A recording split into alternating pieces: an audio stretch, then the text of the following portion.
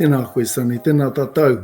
Mihi atu ki a koutou ngā kai mahi e te pūtahitanga o te kāwanatanga, te rangatiratanga, te mura o te ahi ne, I tērā tūmomo mahi, ka nui te mihi ki a koutou. Kei te kōtaku ngākau I tēnei wā kia kōrero whakawhiti whakaro I tēnei ahi e pāna ki tēnei kaupapa. Well, look, it's good to be with you, whānau, and I've enjoyed listening to the kōrero over the course of the day, and I especially appreciated the last kōrero there from Sonny's auntie, Auntie Lil there. I've got a 37-year-old son, Sonny, so be careful what you call me. So look, whānau, it's good to be with you, and I want to begin by sharing a experience that happened to me a few years back. I was invited to participate in a GP conference that was put on by the Royal College of General Practitioners, and the keynote speaker was a professor of general practice from the UK. And in his keynote speech, he began by offering up a couple of pretty provocative statements, which sort of reflect the tenor of how I want to come at our kaupapa today. He said that in his 50 years of experience as a GP, as he looked back on that time and all of the interventions that he'd delivered and the consultations to patients, he, in hindsight, was humbled to realize that much of what he actually did as a doctor, subsequent evidence had borne out that it actually made no difference whatsoever. On occasion, subsequently, we'd learned that what had been done had been harmful. And he said to this audience of about 500 doctors, the only thing I can say hand on heart that I did that genuinely made a difference in my 50 years of general practice is that I listened and I cared.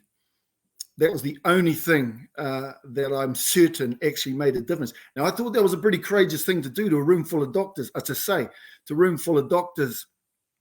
And so in that spirit of to some degree, provocation on what it is we think we're doing in our public service, whānau, and I might quickly say that I've spent a solid chunk of the last 40 years either studying, monitoring and consulting into the public service. So I have more than a passing familiarity with its machinery and operation. But the thing I'd like to say to you is that while you can definitely make a difference, what you can't do, no matter how smart you are, no matter how hard you work, no matter how senior you go, what you can't do as a member of the machine or part of the machinery of government is deliver equity to our people. You can't do that. And here's why. So I've been in my current capacity for a couple of years now, and early in the piece we revalidated our intention to focus on a threefold mission, which is to do everything in our power to enhance the well-being, the prosperity, and the mana of our people and the manuhiri who live in our takiwā. So our community. So that's what I think about all day, every day. Whānau, I got the best job in town. Enhance the well-being, prosperity, and mana of our people and community.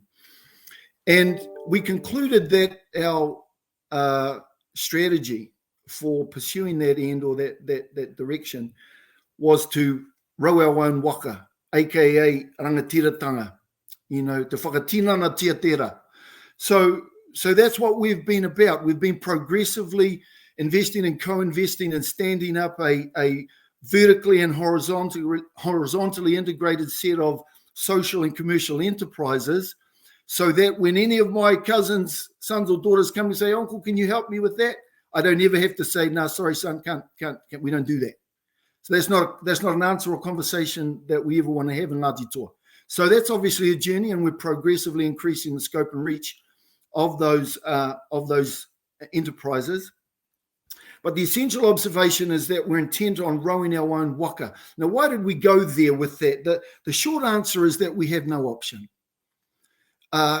In saying that, we recognize very quickly that there are a large number of people and organizations who have statutory, contractual, ethical, legal, or other obligations to support that journey, but we have no experience of them delivering on it to the degree that's needed.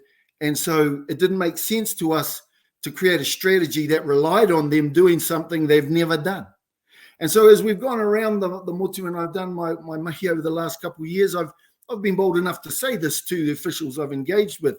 We're rowing our own waka because we have no experience of your agencies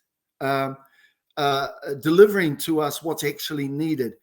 There's a little bit of reverse psychology there because I've extended the invitation. Go on, prove me wrong. Surprise us, close that gap so that it's equitable. And I often will get a smile and all right, Helmut, I'll take you up on that. But the point is, whānau, is that what I've subsequently learned and concluded categorically is that no matter what they do and say, they won't. And here's why. Well, they can't, is more the point. And here's why. So a little over a year ago, after we'd gone through most of the first year of the COVID pandemic, I was invited to participate in a workshop that the Ministry of Health was running to try and brainstorm how we could collaborate as a community well, actually, that wasn't the question. The question was, how can we ensure the universal uptake of COVID tracing and subsequently universal uptake of vaccinations? Now, what was really interesting is that pretty soon into that workshop, what we concluded was that our existing machinery of government is not designed to deliver ubiquitous or universal anything. Think about that for a second. Our existing constitutional arrangements and machinery of government is not designed to deliver universal anything. We couldn't think of a single public policy outcome that is ubiquitously available in our community. Fresh water, no. Healthy food, no. Education, no. Employment, no. Housing, nothing. If you think of one, let me know. We couldn't think of one. So how that, what? Now that was a really jaw-dropping conclusion. So we work in a machine of public institutions that is not designed to ensure that all of its citizens have access to the virtuous public policy ends or outcomes that we vote our politicians in to deliver to us. Over summer, I pondered that and how the blazes that could have arisen. And something occurred to me. When my grandfather was young, the world was ruled almost entirely by emperors and kings.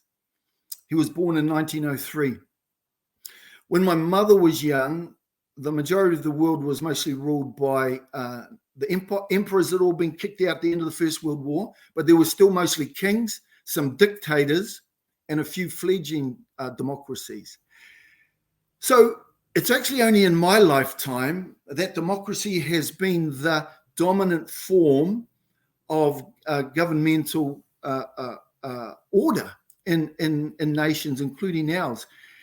And of course, anytime you do something first, that's version one. I listened today to some conversations about digital issues. So we got democracy here, version one. And as I pondered that, it became obvious to me that, of course, if you're transitioning from emperors and kings and dictators to democracy, your design of your machinery and your constitutional arrangements would focus on checks and balances of power, right? Risk management of the collection and accountable application of citizens' taxes, those sorts of mechanisms. And that's exactly what we've got, version one. What are some other characteristics of that machinery? Well, in order to control and be accountable and to manage the risks, political risks associated with the collection and distribution of those taxes, the machinery of government has been organized into silos of departmental or agency delivery, where appropriations occur on an annual basis. expenditure is incurred, and accountability is had, all in silos. Funding in silo, accountability in silo, policies in silo. Now, of course, attempts are made to integrate and connect those silos, but as we all know, they don't work very well. But here's the rub, and here's the real problem with those reflections. The nature of our lives, and particularly of the significant aspirations we have, are complex and multifactorial. When we talk about particularly the most entrenched and difficult problems that our public policy and public administration tries to detail, they are profoundly multifactorial. That means that they actually are highly relevant to multiple agencies. So when I turn up, when someone turns up at Ati Awa with a sore head and our doctor gives them a pill, what's actually giving that whānau member a sore head is the pressure of the unemployment in the home, or the poor quality of the housing, or the lack of performance of the education of their tamariki, or you get the picture, right? But it doesn't matter. Systemically, the kind of integration that's required in order to get a holistic outcome is non-existent. And in fact, there are systemic elements and indeed incentives to work against that. Can I give an example? By definition, public policy in these most difficult areas is long-term, often intergenerational. Our machinery of government and governmental and constitutional arrangements don't provide for that kind of longevity of thinking. There's no reward for a government to implement something that costs a lot, and core social change is difficult, takes a long time, and costs a lot. There's no political reward for doing that, right? The 3-year electoral cycle, the highly publicized performance or non-performance means that there is an irresistible bias towards short-termism, nibbling at the edges. And whānau, that isn't ever going to deal with the entrenched intergenerational social issues that are confronting our iwi. So where do we go with that?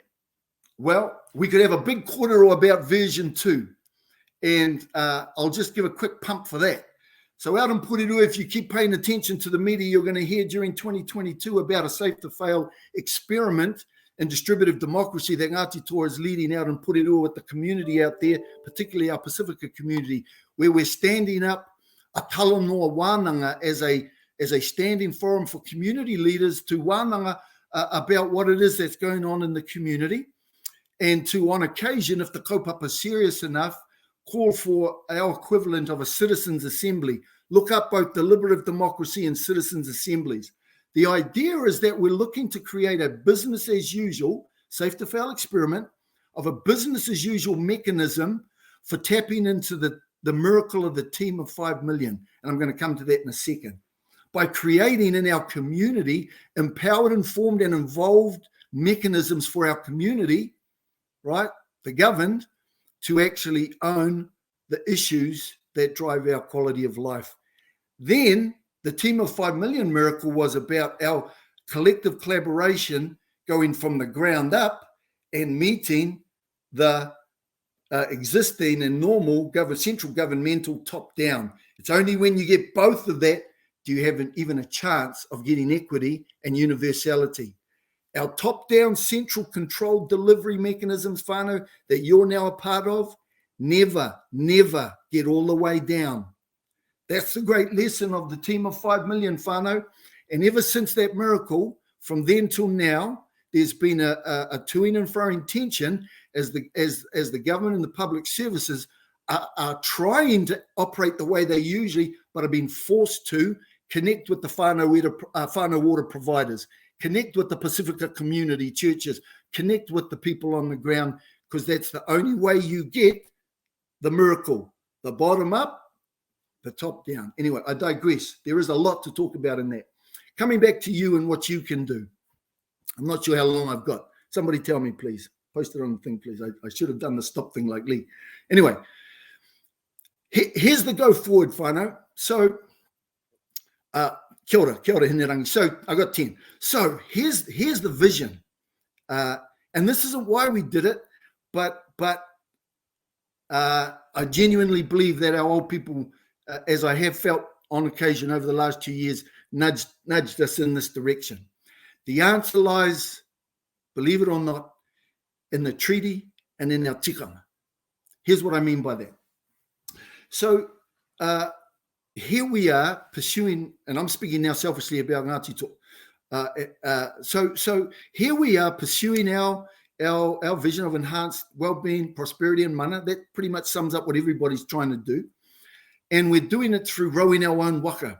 We're focusing on ourselves, on being the change we want to see, on adding value, so that when we turn to our kawanatanga partners, we're not turning to ask for anything. We're turning to add value and expecting a reciprocation. And finally, the good news is that's exactly what's happening. Because of the hard work and hard yards done over decades by heroic people, and also by the progress in our community of people's visions, we're now operating in a public service environment where it's easy to have these conversations. I don't talk to public servants anymore, and they tell me, "Oh no, Helmut, we've got it sorted. We know how to fix that. We're all good." They don't talk like that because, of course, the evidence is there. That ain't so. So as we're strengthening our capability as an iwi to use our models, our thinking, right, our tikanga, surprise, surprise, it works. Surprise, surprise, we're getting evidence and traction. And so as we're engaging with our kawanatanga partners, that's all they're after too. And so the conversations are easy. There's competence, there's confidence. And so that's then a virtuous cycle of increased trust, of increased commitment to one another. Our approach to that is to connect rangatira ki rangatira, our chairs and CEs between Te Awa and Ngāti Toa. We meet with the agency CEs and chairs as relevant. We refresh our treaty relationship through a revised 21st century version of it. We get commitment at that level. And then we connect operationally through our executives and our doers to actually figure out in a seamless way, in a business as usual way, how do we work together in order to deliver on our restated shared aspirations for kawanatanga achievement of existing public policy imperatives and rangatiratanga aspirations for mana motuhake and our aspirations. Easy conversations, whānau. It's been gold. It's been gold. So that's the formula. I sincerely believe that the miracle of the team of 5 million is found when our governmental institutions are engaging with our community and institutions or people in ways that can be sustainably business as usualized. So we've got to figure that out. And if you're clever, there's a job for you.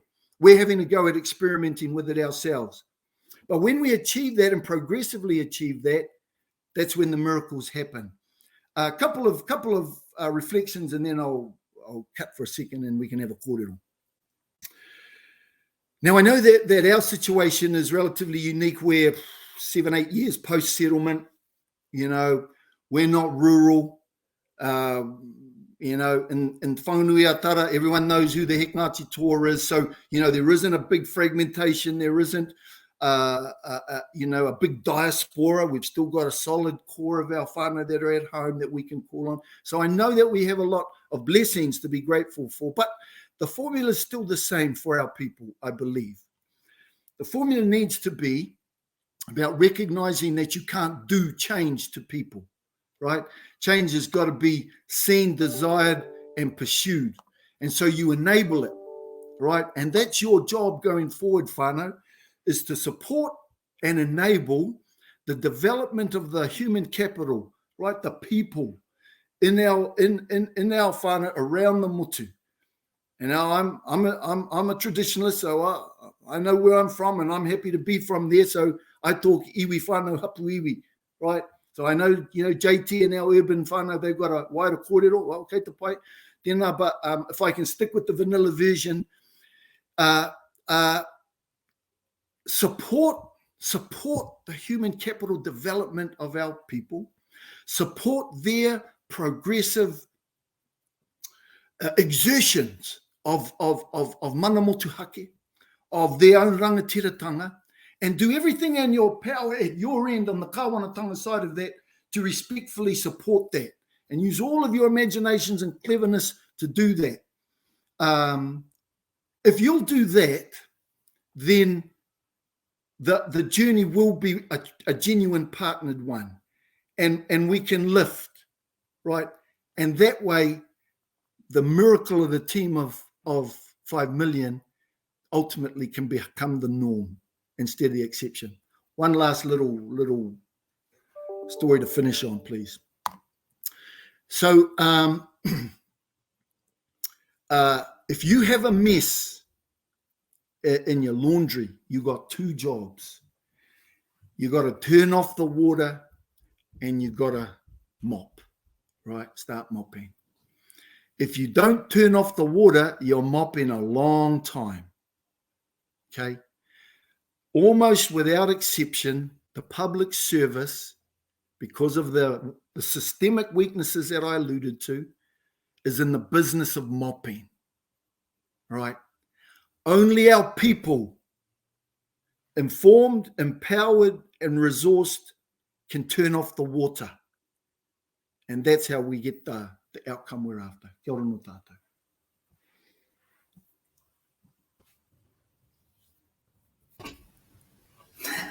Tēnā koe, Helmut. Kōrero kosani.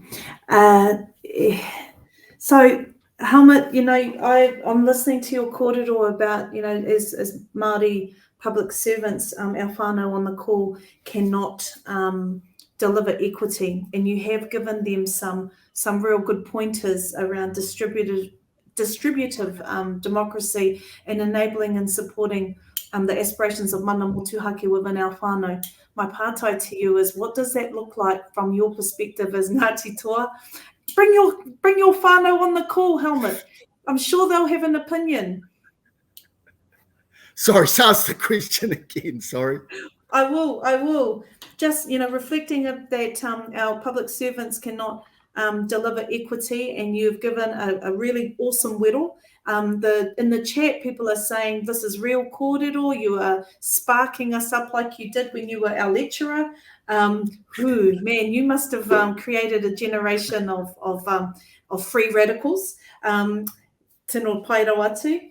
You've talked about a citizens' assembly and distributed democracy.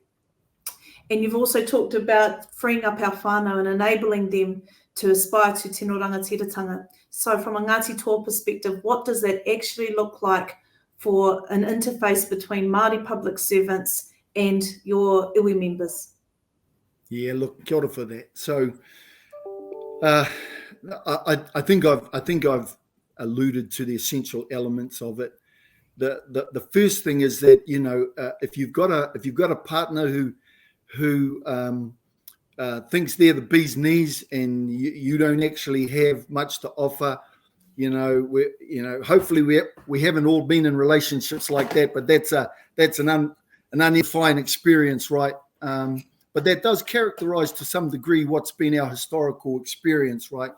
So it is important that there is a shift in power, because if there isn't anything that even approximates to a sharing of meaningful power, all you end up with is abuse or ignoring, and again, sorry to belabor the comparison, but hopefully not. We're certainly aware of those sorts of relationships. So there does need to be a recognition, and it's particularly difficult for our pre-settlement iwi, that they genuinely struggle to bring to bear the capacity, capability, and resources to hold up their end.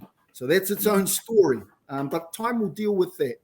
But for those of our people who are on the path of being able to hold up our end in respect of exerting our in meaningful ways our rangatiratanga, then it's about engaging as partners. And I would really reiterate, whānau, I'd really reiterate focusing first on being the change you want to see. And so for you as public servants, you're on the kawanatanga side, but you know that you take that mask off and you go and sit down with the whānau and talk about things off the record and so on. And in that vein, the encouragement would be, listen, we're here to support you and where you're going, and encourage them to be that change and exert themselves, but not to focus on the grievance mode behaviors, the groaning and the moaning and the holding the hand out all the time. It doesn't matter what you have. If you use what you have, if you act with intentionality around growing it, then you earn respect and you're able to enter into a genuine partner conversation. So that's one thing at the highest level, and sort of like where you're coming from.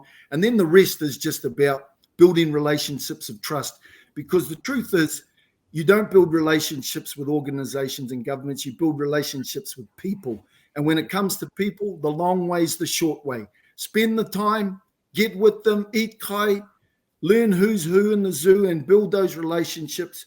And from there, you've got a chance. Kia ora, Helmut. And I think, earlier today we were talking about, the mobility of this Māori workforce between different agencies in and out of public and private sectors. And I think the frustration that iwi must fear or experience when they've just trained someone up and then they bugger off, and then you've got to go and train another one. So I'm just going to suggest maybe to those who are on the call that they train up some good people behind them before they go off to another organisation. Would you agree, Helmut? Yeah, absolutely. Look, and to be honest, while it's a pain in our butt when someone scoots off to the public service because they got a bigger paycheck, you know what? They come home. And I'm not worried about them going. I'm happy for them to go, notwithstanding the short-term pain. They'll get a bit more experience and more visibility, but I'm here to tell you, whānau, when you go to work every day and you don't have to put a mask on, it's a beautiful thing. You fellas don't know it necessarily, but every day when you go to work, you put a mask on. You do. And it's a beautiful thing when you don't have to do that. And when you're actually serving with your cousins and your uncles and your aunties, and the mahi is real and you make it happen, no comparison in the value proposition of that employment. Notwithstanding Lil loving what she does, Lil, don't forget, girl, at the right time, go home and bring all of that mātauranga and experience to the whānau. You'll find it's another level up. So I'm kei te pai with the developmental pathways and the people we move. If we focus on ourselves to be better and more, they'll come home. Tēnā koe. And can I get my husband to talk to you? Because in our entity, he works with 3 sister-in-laws, a daughter, her boyfriend, his mother. We're all in the same organisation, and he just loves it. Just loves it. Well, listen, hey, Ngāti Toa is famous for our wahine toa as well. So, you're not telling me anything I don't know about. I'm sure you've got ngā ruahine whakapapa, just saying, Helmut. Hey, e mihi ana ki a koe e te rangatira. Ko koe te kai kōrero whakamutunga I tēnei rā, atu I a kura e whakakapi tō tātou hui, nāna I timata, māna e whakakapi. Engari, e mihi ana ki a koutou o Ngāti Toa, e tūpakari ana, e wepu. You have shared with us not just an aspiration, but a manifestation of that aspiration, and everything that we hear and do and see and experience, all the way down to getting your building supplies from your own company in a time where disruption is really hurting our people in terms of their pocket. You are securing up that value chain. So, Helmut, I roto I te mihi, ngā kau whakaiti e mihi ana ki a koe te wanaunga, tēnā rawa atu. And I hope that those on this call just know what gold they've just heard from you. Tēnā koe. Kia ora, kia ora. Ka pai.